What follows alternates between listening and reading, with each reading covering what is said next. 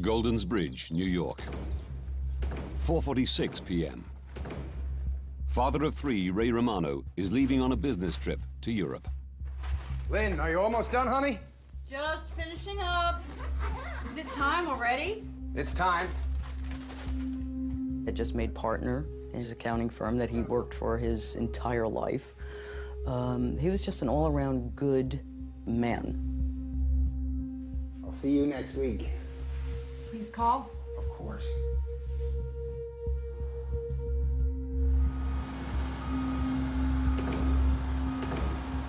(7:45 p.m. Eastern Daylight Time. New York's JFK Airport. 215 passengers board Swissair Flight 111, bound for Geneva, Switzerland.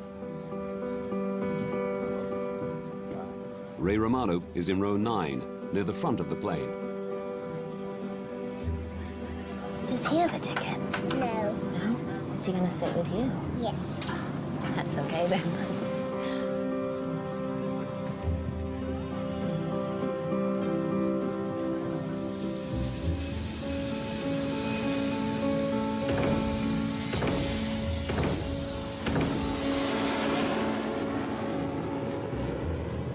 Captain Urs Zimmermann and First Officer Stefan Löw will fly through the night on the 8-hour journey.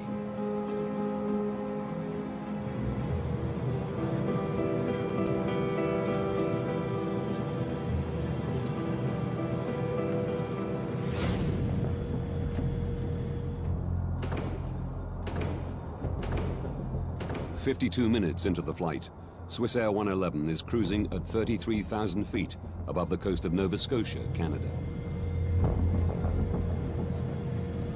Riechst du was? Ja, Mo, ich schmecke da schon etwas da. Aber auch nicht, wo das ist.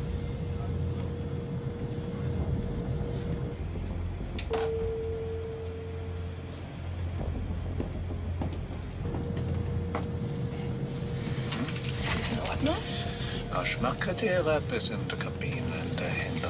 Ich kann hier drin riecht es etwas komisch, aber draußen in der Kabine gar nicht, nein. Nicht, gar nicht? Nein, gar nicht. Just air conditioning, huh? Ja.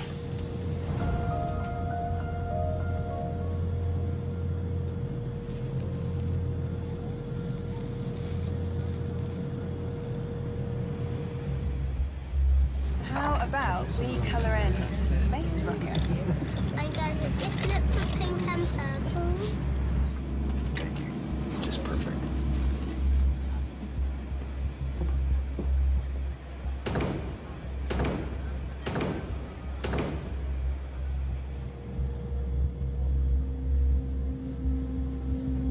Irgendwelche Pläne für zu Hause?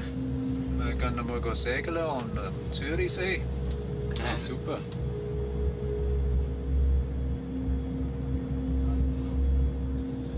Ist es eben nicht so gut da. Hm?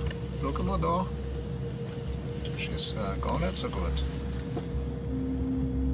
Captain Zimmermann decides to land and get the plane checked. Swissair 111 Heavy is declaring pan. We have smoke in the cockpit. Request immediate return to a convenient place, please. I guess Boston. Swissair 111 Heavy, go ahead. Air traffic control tells him Halifax Airport is much closer than Boston, just 122 kilometers away. Would you prefer to go into Halifax? Affirmative for Swissair 111 Heavy. We prefer Halifax from our position.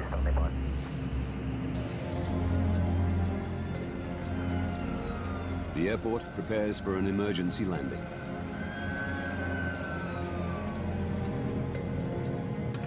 The smoke has gone, but the pilots still want the plane checked.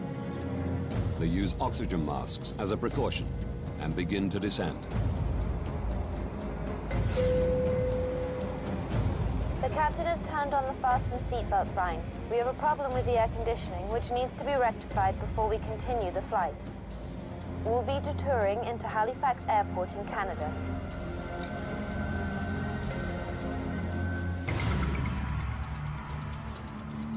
Moncton Air Traffic Control Center, New Brunswick.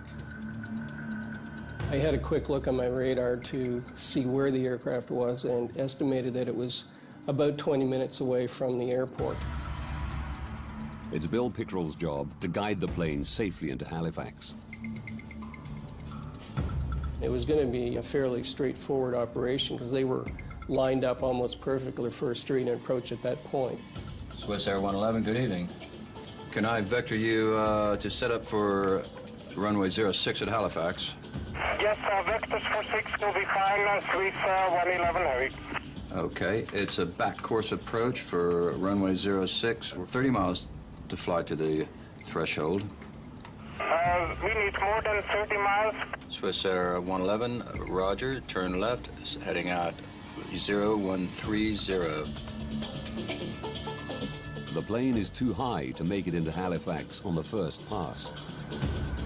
As a general rule, at that distance from the airport, ideally the aircraft would have been down around 10,000 feet. In this case, they were approximately 20,000 feet or slightly above that. The pilots loop while they descend further. Swissair 111, when you have time, can I have the number of souls on board and the amount of fuel you have left? Roger, we must dump some fuel. Maybe do that in this area during descent. My reaction was to turn to my colleague and say, oh no, he has to dump fuel now, and then immediately look to see where it would be safe to do it and at the same time keep him close to the airport. Pickrell suggests they dump over the airport or detour further and dump over the ocean. The pilots choose the ocean. It'll be about 10 miles before you're off the coast. You're still within about 25 miles of the airport if you have to get to the airport very quickly. Okay, that's fine for us. Please tell me when we can start to dump the fuel.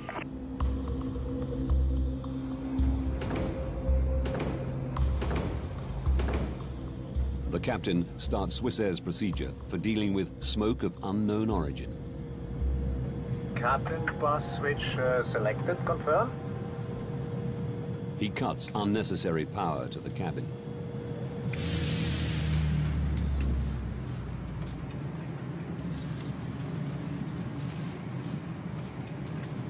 Excuse me. Should we be concerned at this point? There's no electricity and the aircon's gone off. No, the captain has assured us there's no need for concern. It's just usual procedure in an emergency landing. An emergency landing?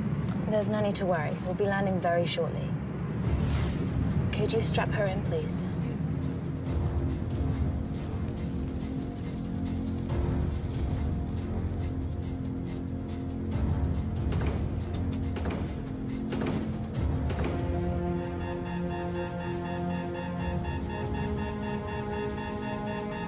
Wir haben den Autopilot verloren. Der Autopilot ist weg. Gott, Stefan, wir haben ein Feuer. Ruf einen Notfall aus. And we are declaring emergency now, Swissair 111. Copy that. Oh my God. The aircraft is at least 6 minutes from the airport. In the background, I could hear a master warning tone to the pilots, and I had no idea of what that meant.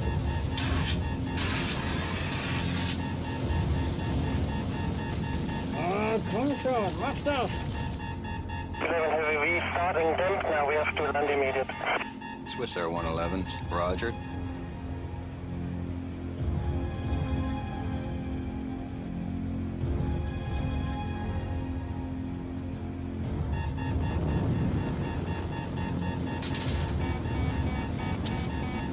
Wir haben die Hauptflugkontrollanzeige verloren.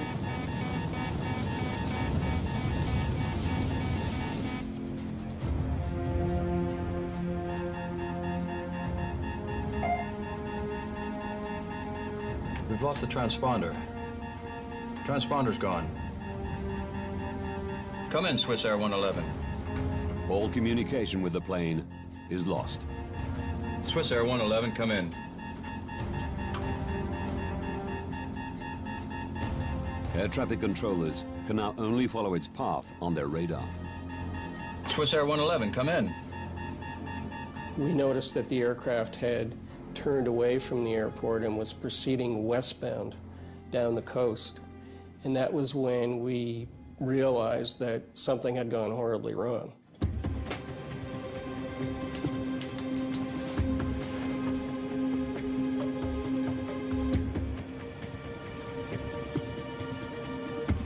Jesus Christ.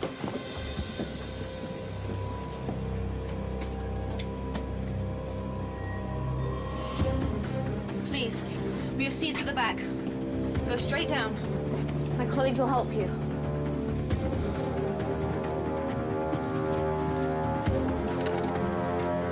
Smoking first class.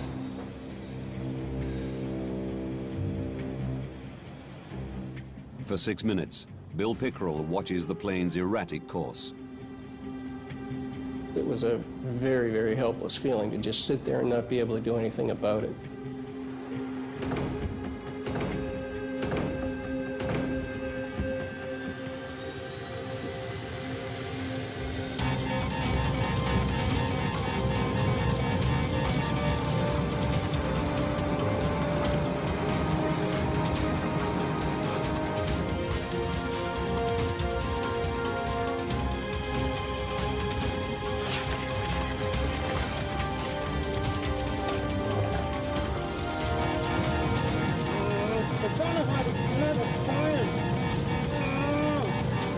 And suddenly they turned to the south, out toward the open ocean.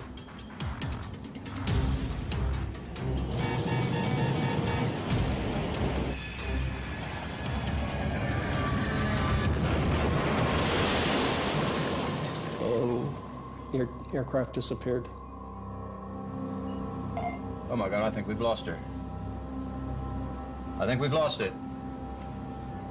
Swissair 111, come in. Swissair 111. Oh my God.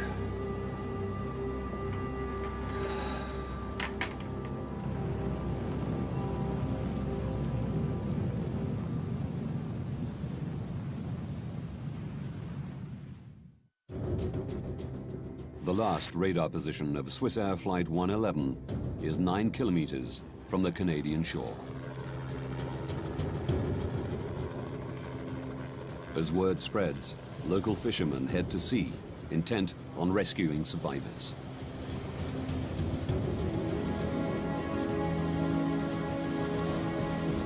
We think nothing of jumping in the boats in the night time and going and helping out as much as you can.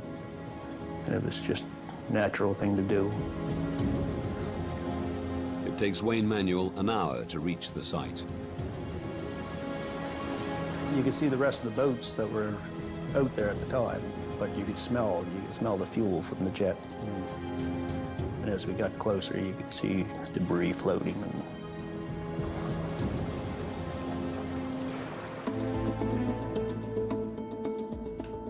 865 kilometers away, in Goldens Bridge, New York, Lynn Romano is catching some news. The pilot managed to radio there was smoke in the cockpit before the plane disappeared off radar at 1,000 feet of altitude. I saw that there was a plane crash, which always sent chills through me. And I made the sign of the cross because I wanted to, you know, pray for these people, whether they were alive or dead. No one knew then. It was on a flight out of New York on its way to Geneva. Tom, tell us what you've been seeing and hearing from your position. The more I watched the news, the more I realized that this was his flight. All evening long, emergency vehicles have been positioned along the coastline waiting for possible survivors. I called the 800 numbers. I said, look, you know, it's Swissair Flight 111. He's in seat 9F. I have all of the information here. Somebody's got to tell me that he was on this aircraft. Was it Swissair 111?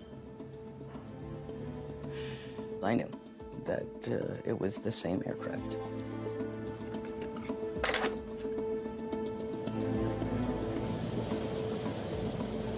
Most of what we seen floating were clothes and pieces of suitcases and shoes and I think we went past one part of the plane at one time.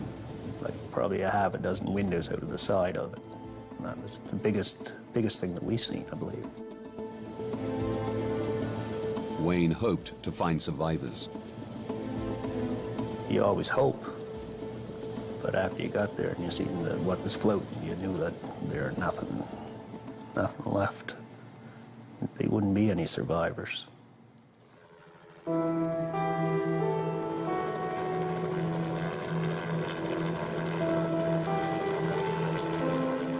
The devastating news is confirmed at daybreak.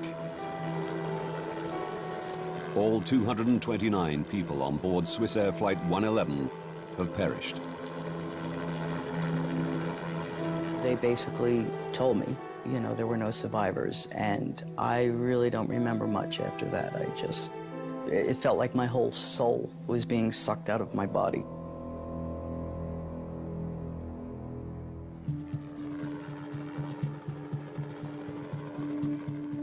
The Canadian Transportation Safety Board launched an investigation. The deputy chief is Larry Vance. He has 31 years' experience as a pilot and 14 as an air crash investigator. His starting point is the tape from air traffic control. We had quite a bit of information, in fact, from the very beginning, because we knew that the aircraft had caught on fire, if you will, and that the pilots were fighting that circumstance. What we were interested in was how the fire started, how the fire spread, and how it eventually disabled the airplane. That's the key for us, was to answer those three questions. Now, by going deep into this investigation, we can reveal what caused a modern passenger airliner to plummet into the Atlantic Ocean, killing everyone on board.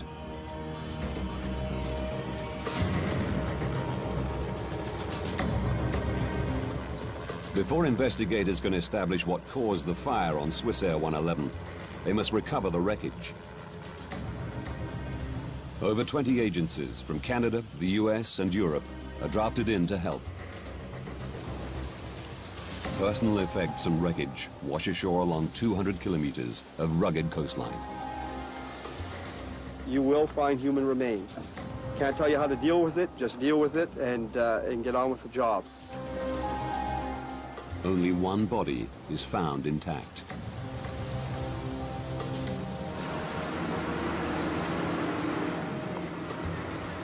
Divers and remotely operated vehicles scour the wreckage 54 meters under the sea.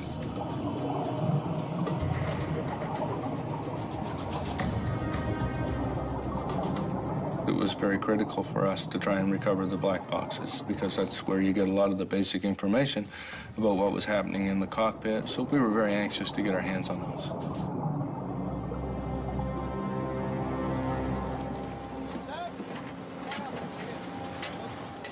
Within 9 days of the crash, both black boxes are found intact. Do we see the emergency checklist for air conditioning smoke? The team learn that the pilots first smelled and then saw smoke. Stefan, der Rauch ist weg. But after the smoke cleared, it returned, bringing fire with it. Swissair 111, check you're cleared to start the fuel dump.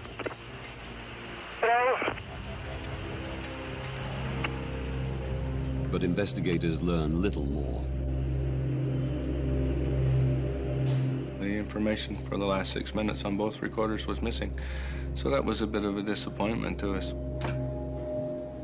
We thought we were going to have the information all the way to the impact, but in fact we didn't. The black boxes don't provide any quick answers. But Vance is confident the plane's wreckage holds more clues.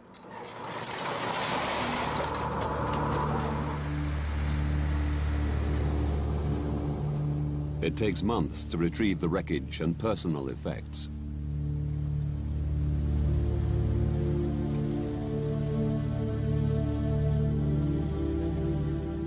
Bereaved relatives are invited to come and reclaim their loved ones' possessions. The carnage was unspeakable. I mean, there were suitcases that looked like a demon it could have shredded them. And yet there were certain things that were just in perfect condition that they just, you know, picked up out of the water. Lynn sees her husband's notepad with the shopping list he wrote that morning. The fact that, you know, his notepad was there that I could read, magazines were intact, but none of the passengers except one. And when I asked them, you know, why? How could this be? Basically, they just explained it as the G-force and, you know, what happens, and then I wish I never asked.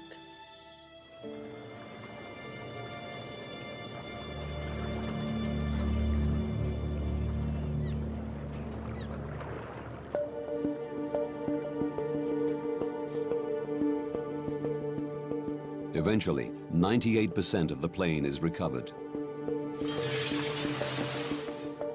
But it's in over 2 million pieces. The difficult task of finding clues is made easier as the plane crashed not on land, but in water. It presented us with a very unique opportunity because not very many times are you going to have an event where you have a full-fledged fire in progress, extinguished all at the same time, all instantly, so it preserves that fire in that moment of time. Investigators' priority is to establish where the fire began and what initiated it. Don Enns is the Transportation Safety Board's senior technical investigator. He heads the investigation's fire group. The first bits that came up that were identified as fire damage were from the either the cockpit or the first-class galley or the first-class compartment. So we're looking at that area. Seeing that all the fire-damaged wreckage is from the front of the plane, the team decides the best way to understand what happened is to reconstruct it. Like a 5,000-piece puzzle, the wreckage is painstakingly attached to a full-size wire jig. As you put more of the stuff together, the picture became more and more clear.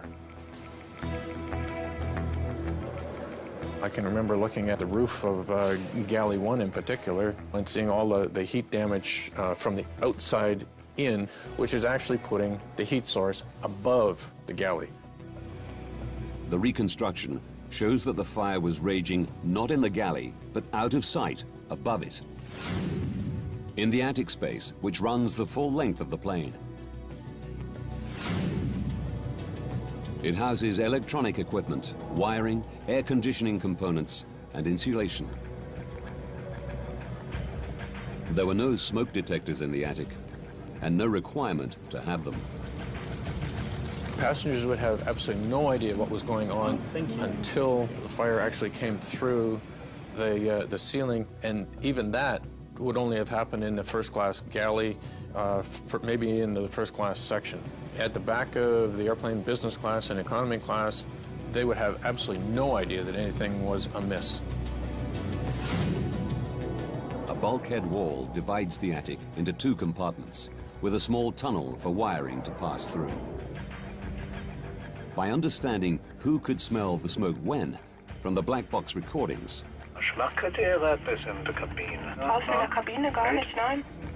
and by looking at the fire damage on the reconstruction, the team established that the fire started in front of the bulkhead, above the cockpit ceiling, where the pilots noticed the smell almost immediately. If it had started behind that bulkhead wall, it would have done a lot more damage, more rearward into the fuselage, and the people in the back of the airplane would have smelt smoke and odor before the people in the cockpit did. Now they know where the fire started. They need to work out how it started. One of the things that we looked for, of course, was whether or not there was any criminal activity involved. Close inspection of some of the wreckage suggests there was. Very early on in the investigation, we started finding in what looked like buckshot from a shotgun shell. The little ball bearing things, they were everywhere. in the seats and the seat backs and so on. We're thinking, well, somebody's in the airplane shooting it up, you know, like, what's going on here? They question whether the fire was part of a terrorist plot, where someone boarded the plane with a shotgun. Until they learn what was in the plane's cargo hold. It turns out that they were the little tips for ballpoint pens. Those little tiny roller things that they put in the end of a ballpoint pen. There were tens of thousands of those things.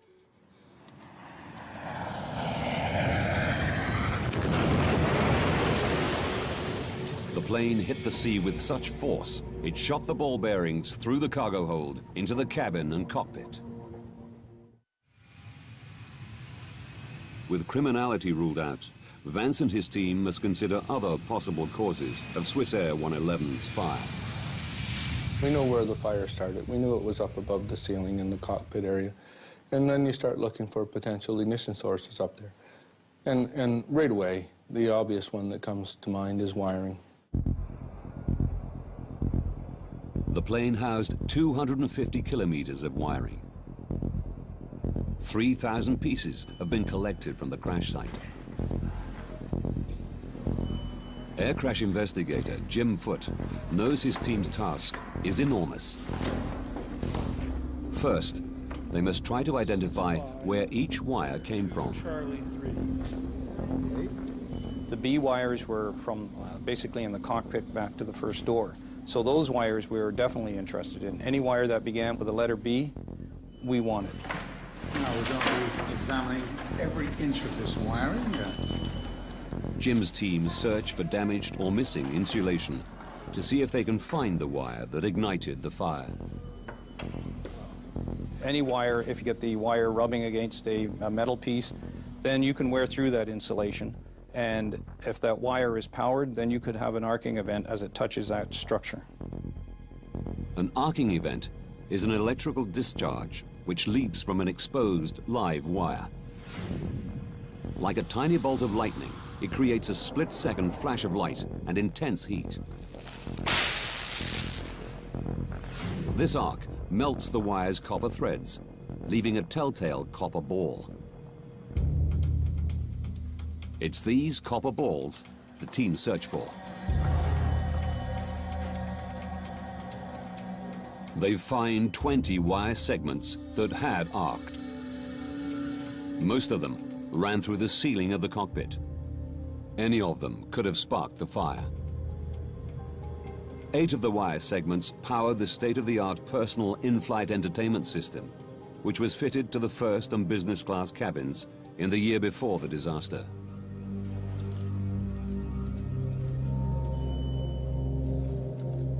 But despite extensive testing, investigators can't pinpoint which arcing event ignited the inferno. Quite disappointed with all the effort that we had put in, all the material that we had recovered, that we hadn't isolated ourselves down to the lead event arc. Analysis of the wiring comes to an end. Jim Foote is resigned to not finding the initiating arc. But as he packs up, he takes one last look at one of the arced wires from the in-flight entertainment system. He wasn't treating them quite as carefully as he had in the past, so he was opening up the ends that were all crumpled up. I started to unravel these wires. Lo and behold, I found a second arc mark on the same phase as one of the other ones that we already noted. Larry?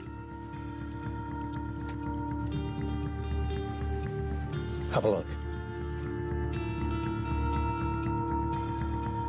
I knew these wires well enough, and Jim knew them well enough that when I looked through that microscope and I saw that tiny little arc, I thought, wow, that's it.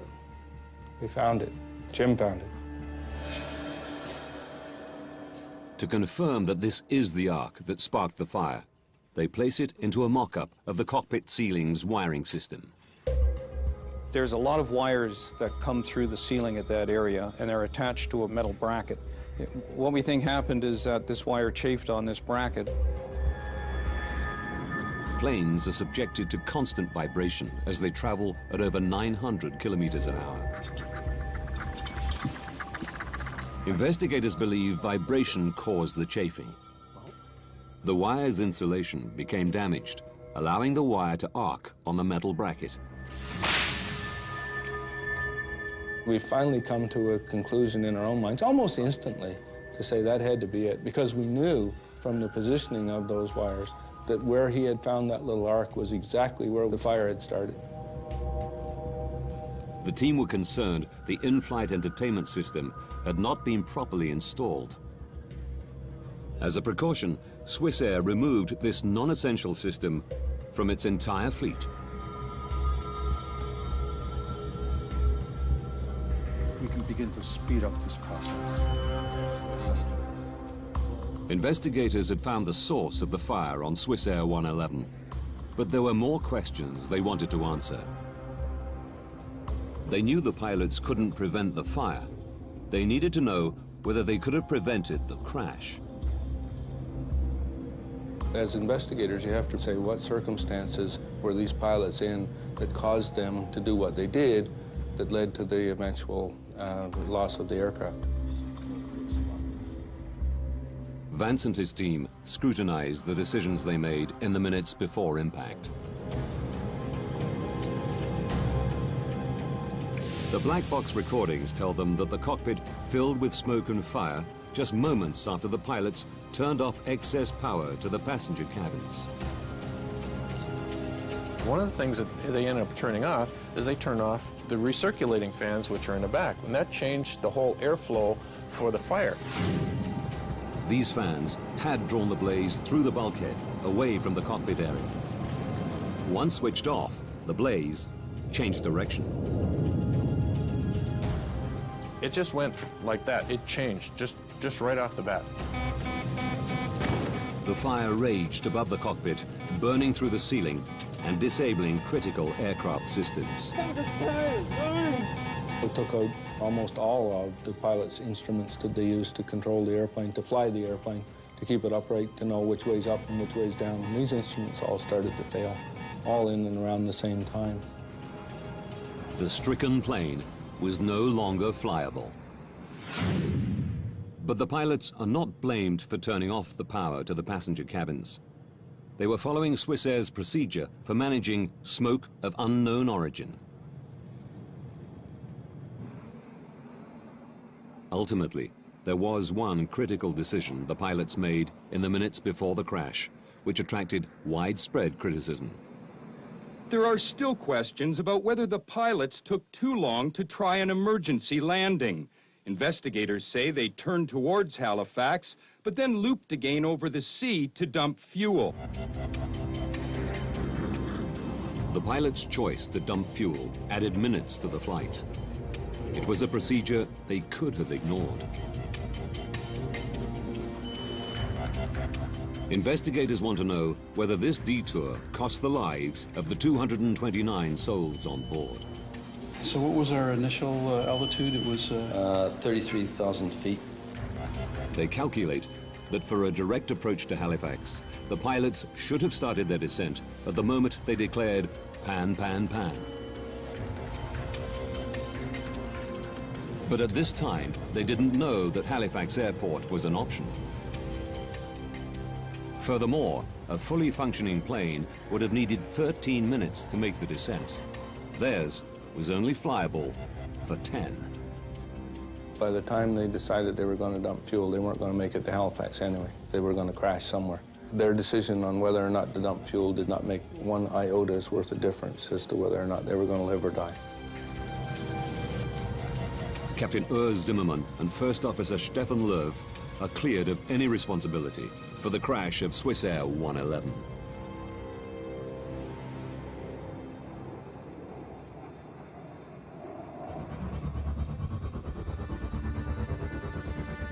The investigation team successfully reconstructed the front of the plane, established where the fire began, and found the arc that sparked it. But they know a single spark did not bring the airplane down. To prevent future fires, the team needed to find out what had been burning. The threat to the airplane, in fact, was what was fueling the fire. If you have flammable material in such abundance that is capable of burning the airplane up, that's the real threat to the airplane.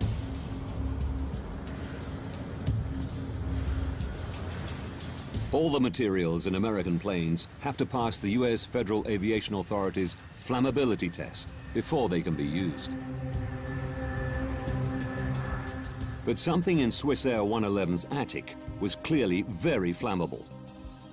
I can think of nothing in the areas that exist that would promote burning. Their attention is drawn to the shiny metallized material that covered the fiberglass insulation, MPET, more commonly known as metallized mylar.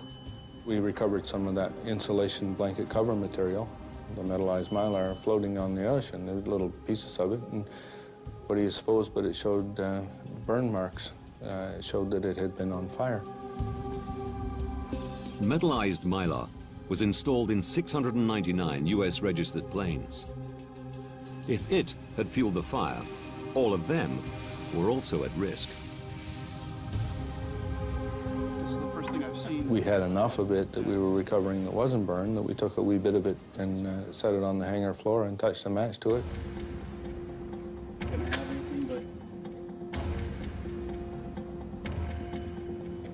Oh my God, look at that. That's incredible. And what do you know, it burned like crazy, very flammable.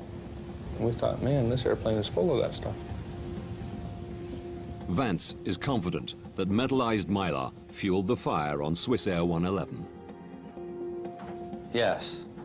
We think we've come across what might be the problem. He immediately informs the US Federal Aviation Authority. It's caught fire. They had flame-tested metallized mylar more than 10 years earlier and passed it for use. One of the things that we did was to go back and look at the history of this metallized mylar to see if there had been previous opportunities to identify that as a hazardous material. And in fact, we found several events during which metallized mylar was on fire in airplanes. As a result of these previous fires, the plane's manufacturer, McDonnell Douglas, suggested metallized mylar should be stripped from all their aircraft. 4 years before the Swissair crash, the US Federal Aviation Authority had retested metallized mylar and found it was flammable. But they didn't ban it. The fact is that none of them had caused a loss of life. Had one of these previous accidents resulted in a number of fatalities, if you had a body count, then they may well have reacted differently. The FAA now had a body count of 229. Again, they tested the metallized mylar, subjecting it to much more realistic in-flight fire conditions. It failed. The FAA gave US airlines 4 years to strip it from their planes. We know that we got results because we had blood on the water. There were a number of people did, and then people paid attention to it, and then we were able to move forward with our safety message and have it accepted. The investigation into Swissair 111 was the longest the Canadian Transportation Safety Board had ever undertaken. It took 4.5 years to complete. Using the detailed information that investigators unearthed, we can now reveal precisely what took place on Swissair 111 and what the pilots faced in the minutes before impact.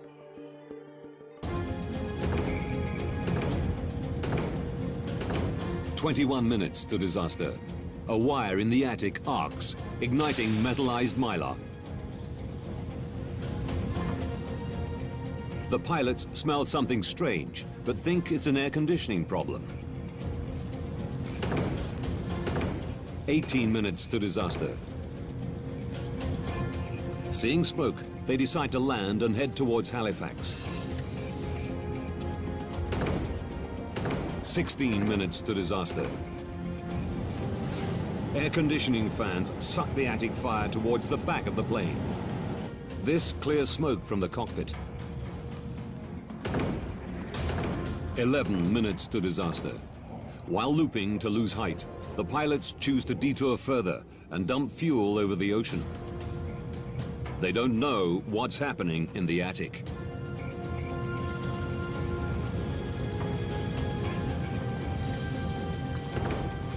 Eight minutes to disaster. The captain cuts power to the cabin.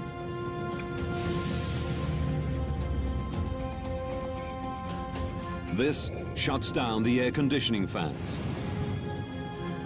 allowing the inferno to rage directly above the cockpit. 7 minutes to disaster.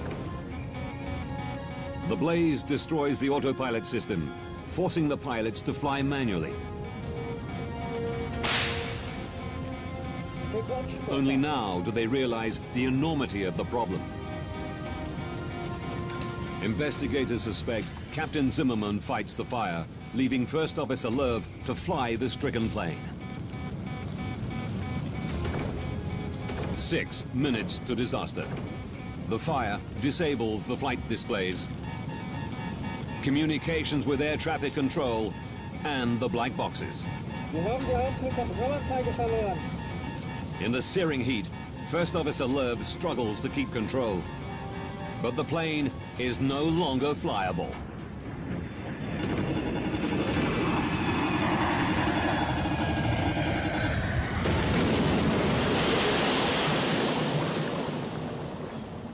All 229 passengers and crew are dead.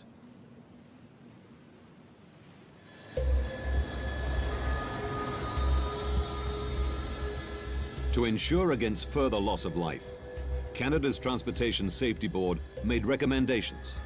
Many have been adopted globally by the aviation industry. They suggested that procedures for dealing with smoke of unknown origin be radically rethought.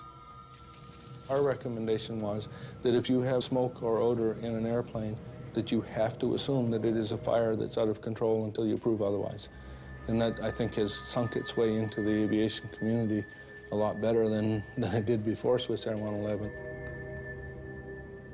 Investigators' biggest success was the banning of flammable metallized mylar.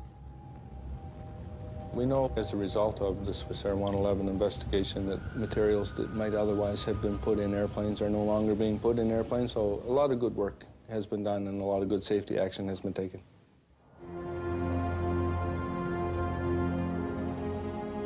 While metallized mylar is no longer used in Western countries, airlines in some developing countries have not been persuaded to remove it from their planes.